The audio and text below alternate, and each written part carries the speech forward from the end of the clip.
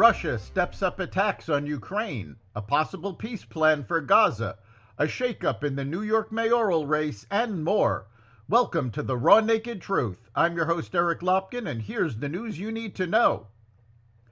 At least 4 people were killed and 8 others wounded, including children, in a mass shooting Sunday morning at a Latter-day Saints church in Grand Blanc Township, Michigan.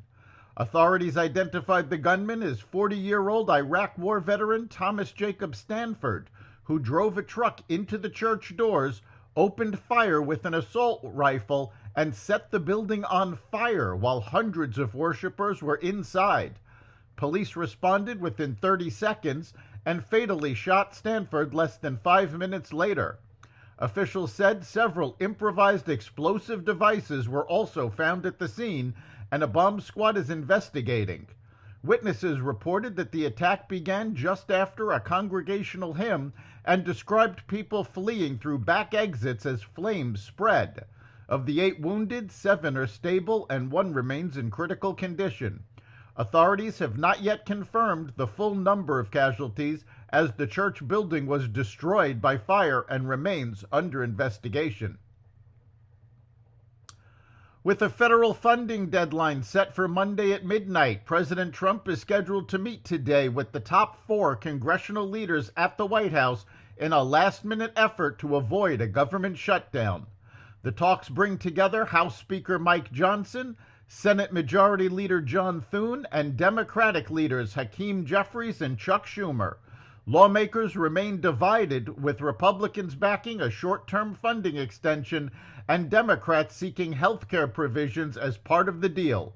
Both sides have expressed a desire to keep the government open, but no agreement has been reached yet. If no funding measure passes as the clock strikes midnight from Tuesday, September 30th to Wednesday, October 1st, non-essential federal operations will begin shutting down on Wednesday. President Trump said he was close to forging a deal to end the war in Gaza and bring hostages home as he prepared to meet Israeli Prime Minister Benjamin Netanyahu today. "It's looking like we have a deal on Gaza. I think it's a deal that gets the hostages back.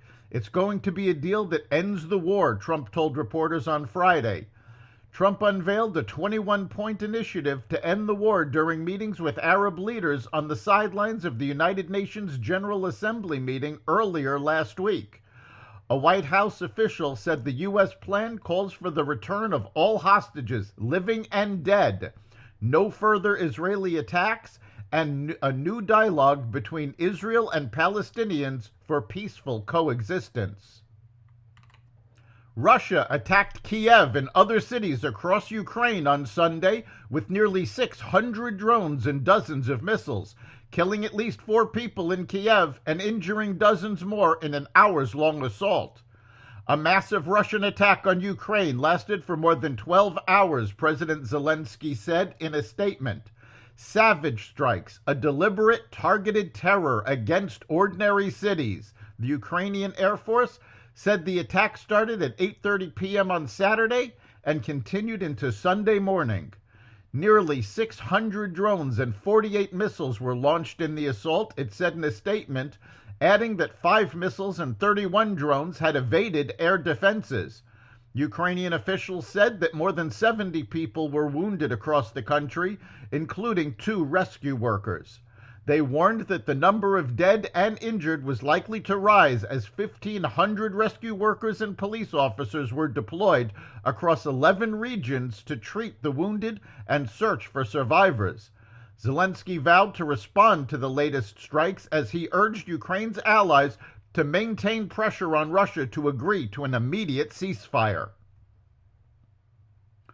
The Supreme Court on Friday agreed to allow the Trump administration to keep frozen billions of dollars in foreign aid that is set to expire next week, the latest turn in a lengthy legal saga over the congressionally appropriated funds. The emergency intervention came at the administration's urging to lift a lower court's ruling ordering it to spend $4 billion in funds approved for aid programs by September 30th, its expiration date. It indefinitely extends the pause on U.S. District Judge Amir Ali's injunction that was put in place earlier this month by Chief Justice John Roberts, who handles emergency appeals from the nation's capital by default, as the High Court considered the appeal.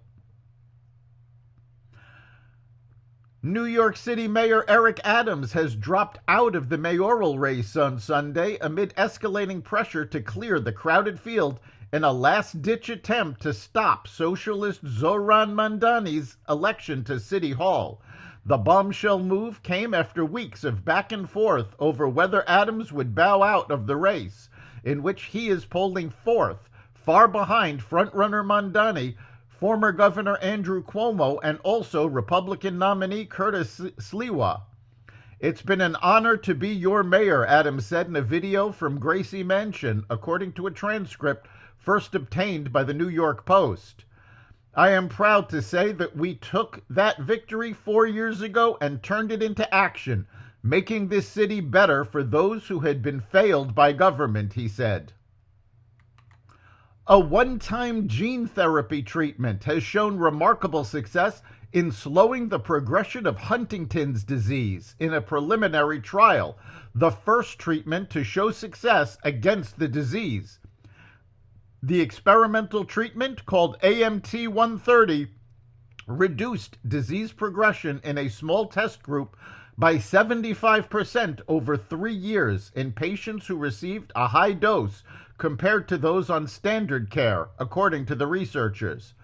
"This result changes everything," said UCL professor Ed Wild at University College London, where the work was done.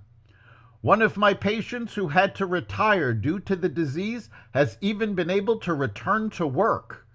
Huntington's disease occurs when a faulty gene causes toxic proteins to damage brain cells.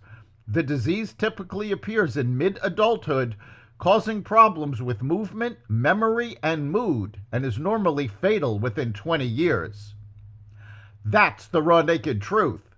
You can catch every episode of the Raw Naked Truth Daily News Brief, as well as our sister podcast, Carnivore Radio, with news analysis and commentary, and the rest of the Xvadio Podcast Network at xvadio.com, the Apple Podcast app, YouTube, Rumble, Spotify, iHeartRadio, Audible, Amazon Music, and other platforms that respect freedom of speech.